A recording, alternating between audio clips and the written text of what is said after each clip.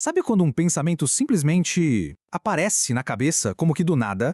Pois é, hoje a gente vai mergulhar numa ideia fascinante do texto Afinidade, a de que os nossos pensamentos não existem num vácuo, mas que eles fazem parte de um ambiente invisível que nos molda a todo instante. Vamos começar com uma pergunta que pode, mudar o jeito que a gente vê a nossa própria mente. Cada ideia que surge na cabeça é realmente nossa? Ou será que funcionamos mais como um rádio, sintonizando frequências de pensamento que já existem por aí, à nossa volta? A primeira grande ideia que a nossa fonte traz é que vivemos num imenso oceano de pensamentos. Imagina só isso. É um conceito muito poderoso e que vai ser a base para tudo que a gente vai conversar a seguir. E o curioso é que esse oceano mental é totalmente invisível para os nossos olhos. A gente não consegue tocar, não dá para medir com a tecnologia que temos hoje, mas, segundo essa ideia, a influência dele é constante e, olha, bem profunda. E mesmo assim, estamos completamente mergulhados nele. Pensa bem, é como um peixe que vive na água e nem se dá conta dela, sabe? A gente navega nessa substância mental a cada momento, tendo consciência disso ou não. Agora, a parte que fica realmente interessante é que esse mergulho não é passivo. O texto diz que estamos o tempo todo ingerindo pensamentos, ou seja, estamos absorvendo as correntes mentais, os humores e as ideias das pessoas e dos ambientes ao nosso redor. É um processo de assimilação que não para nunca.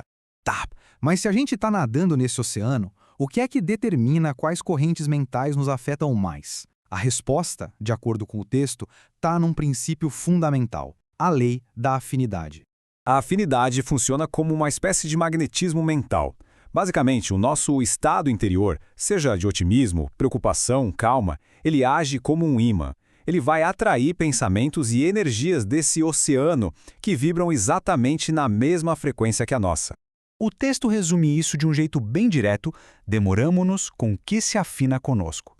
Em outras palavras, a gente gravita naturalmente para perto das ideias, das pessoas e dos ambientes que refletem nosso estado mental. Não é coincidência, é a afinidade em ação. E aqui está o ponto crucial. Isso cria um efeito de bola de neve. Um pensamento pessimista atrai mais pensamentos pessimistas, o que fortalece esse padrão. Do mesmo jeito, um pensamento de otimismo, de trabalho, atrai mais do mesmo, criando um ciclo de reforço positivo. Certo, mas como é que isso se aplica no nosso dia a dia? É aqui que a afinidade deixa de ser uma teoria abstrata e vira uma força real, que pode, de verdade, definir o nosso bem-estar. Olha só que contraste. De um lado, se a gente se sintoniza com pensamentos de doença, de amargura, o nosso tônus mental, que é a nossa energia, a nossa resiliência psíquica, enfraquece. Por outro lado, quando a gente se cerca de pessoas produtivas, dinâmicas, a gente encontra um apoio vital para os nossos próprios objetivos. É a prova de que a escolha das nossas afinidades molda a nossa realidade. E aqui fica um alerta muito importante do texto, viu?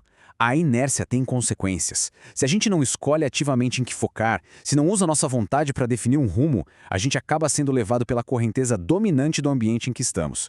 Então, como é que a gente pode assumir o controle? Como escolher conscientemente as correntes em que queremos navegar nesse oceano? A fonte aponta uma solução, que ela chama de o caminho da elevação. A solução proposta é bem prática. Ela é baseada na ação. Não é só sobre pensar positivo, mas sobre agir de forma construtiva. Os 4 pilares são o trabalho, o serviço, o aprendizado e o amor. Eles são vistos como as ferramentas que nos permitem mudar a nossa própria vibração e, por afinidade, sintonizar com correntes mentais mais elevadas. Para a gente resumir, as ideias centrais são essas, ó. Primeiro, vivemos num oceano de pensamentos.